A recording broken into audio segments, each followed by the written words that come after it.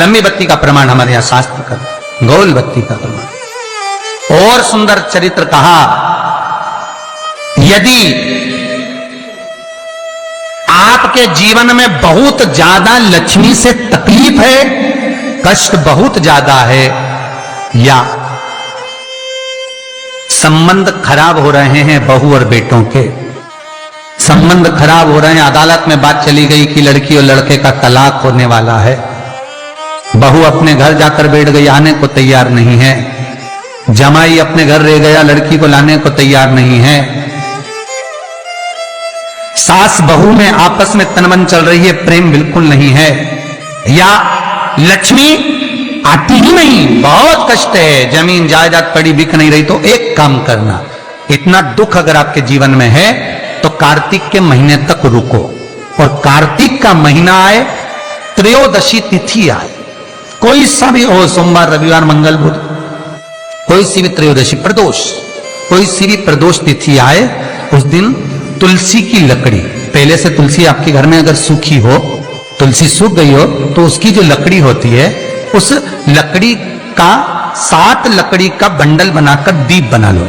लकड़ी का दीप मतलब लकड़ी पतली पतली डालियों को लेकर कच्चे सूत से उसको बांध दो, और बांधकर घी में डुबक दो। कार्तिक के महीने में शुक्ल पक्ष की त्रयोदशी तिथि जब आए, प्रदोष का जब व्रत आए, उस दिन भगवान के मंदिर में, शिव मंदिर में नहीं, भगवान किसी भी देवता के मंदिर में, विष्णु के मंदिर में, नारायण के मंदिर में, कृष्ण मंदिर में, राम मंदिर में, किसी भी मंदिर में मंदिर ना हो तो अपने घर के मंदिर में शाम के समय पर उस तुलसी की लकड़ी का दीप, दिया भरकर उसमें घी डालकर जो दीप प्रकट कर देता है, जला देता है, दीप को प्रज्वलित कर देता है, उसके घर में कभी संपदा की कमी नहीं होती। महाराज, विष्णु पुराण में स्पष्ट लिखा है। इसलिए शायद कहा जाता है कि भगवान को सर्वश्रेष्ठ कौन सा चंदन अच्छा लगता है। आपको पहले भी कथा में कहा, आगरा की कथा अगर किसी ने सुनी होगी तो उसमें वर्णन किया, भगवान को सर्वश्रेष्ठ चंदन कौन सा, भगवान को सर्वश्रेष्ठ चंदन कौन सा प्रिय है, वो कौन सा चंदन है जो भगवान विष्णु को लगाएं, राम को लगाएं, कृष्ण को लगाएं, वो कौन सा चंदन है जो श्री हरि को लगाया जाए। तो जीते जी भगवान विष्णु एक बार गले लगाते हैं, उसको कहते हैं हरि चंदन। कौन सा चंदन है? हरि चंदन। हरि चंदन बाजार में नहीं मिलेगा, हरि चंदन आपको बनाना पड़ेगा। कैसे बनाना है? तुलसी जब सूख जाए उसकी जड़ को निकाल लिया जाए, वो जड़ को पानी में धो लिया जाए, धोने के बाद उसको सिलबट्टे पर, पत्थर पर घिसा जाए, और घिसकर उसमें थोड़ा सा कुंकू, रोली डालकर तैयार कर कर जो भगवान विष्णु के मस्तक पर, कृष्ण राम के मस्तक पर लगा देते हैं, और उसकी एक बिंदी अपने हृदय पे लगा लेते हैं। जीते जी भगवान एक बार उसको गले लगाते ही हैं। हरि चंदन प्रियता। जैसे शिव महापुराण में रुद्र चंदन का भाव है, शिव महापुराण में रुद्र चंदन का प्रमाण दिया जाता है। अगर आपने लिंग पुराण पढ़ी हो तो उसका 5वां स्कंद अवश्य पढ़िएगा महाराज, और शिव महापुराण अगर पढ़ रहे हो तो उसका कुमार खंड पढ़िएगा, जिसमें रुद्र चंदन का प्रमाण है। रुद्र चंदन कैसा? रुद्र चंदन का प्रमाण कैसा? तो महाराज कहा, चंदन घिसकर, पीला चंदन घिसकर उस चंदन को 3 मुखी रुद्राक्ष पर लपेट लिया जाता। 3 मुखी रुद्राक्ष पर उस चंदन को लपेटा जाता। लपेटोगे उसके बाद उसको ऐसा गोल करोगे तो एकदम चिकना हो जाए, एकदम चिकना, ठीक है, एकदम चिकना हो जाए। और उस चंदन को आप शिवरात्रि के दिन, और कोई से भी महीने की शिवरात्रि, किसी भी महीने की हो, सब फलदायी होती है।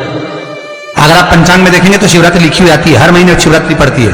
किसी भी महीने की शिवरात्रि पर रुद्र चंदन, अर्थात जो चंदन का आपने 3 मुखी रुद्राक्ष में लेपन करा है, उसका गोला बनाया है, वो चंदन अच्छा मोटा मोटा कर लेना, अच्छा बढ़िया, ऐसा नहीं थोड़ा बहुत ही लगा, पूरा रुद्राक्ष दिखना नहीं चाहिए, पूरा लपेट कर उसको शंकर के शिवलिंग पर ले जाकर रख दीजिए, और फिर धीरे धीरे शंकर भगवान का जल अभिषेक करना प्रारंभ कर दीजिए। वो चंदन पूरा धीरे धीरे शंकर के शिवलिंग पर डलना चाहिए। शंकर के मूल मंत्र श्री शिवाय नमस्तुभ्यं का जाप करिए। ये कहलाता है रुद्र चंदन।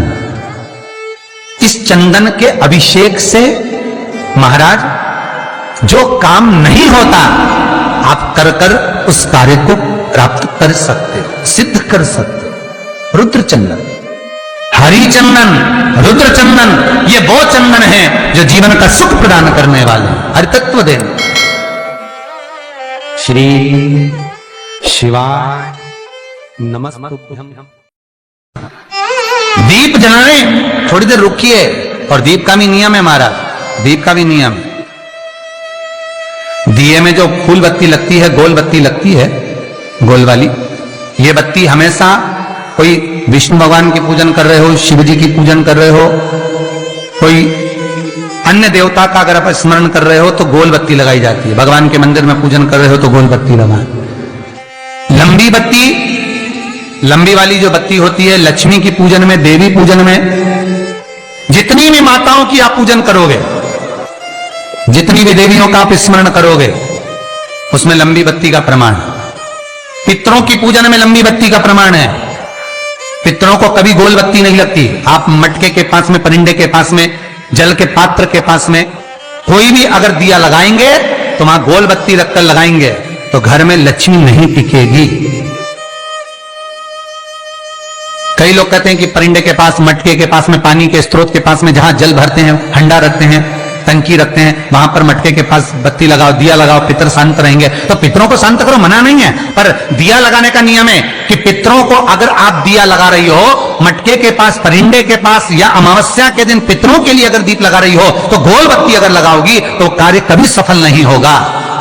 घर में लक्ष्मी नहीं टिकेगी, संपदा नहीं रहेगी, घर में कोई ना कोई बीमार पड़ा ही रहेगा। धन आएगा जाएगा, टिकेगा नहीं। इसलिए पितरों के लिए अगर दिया लगाना है, पूर्वजों के लिए दिया लगाना है, पितरों के लिए अगर दीप लगाना है तो लंबी बत्ती लगाइए, लंबी बत्ती। महाराज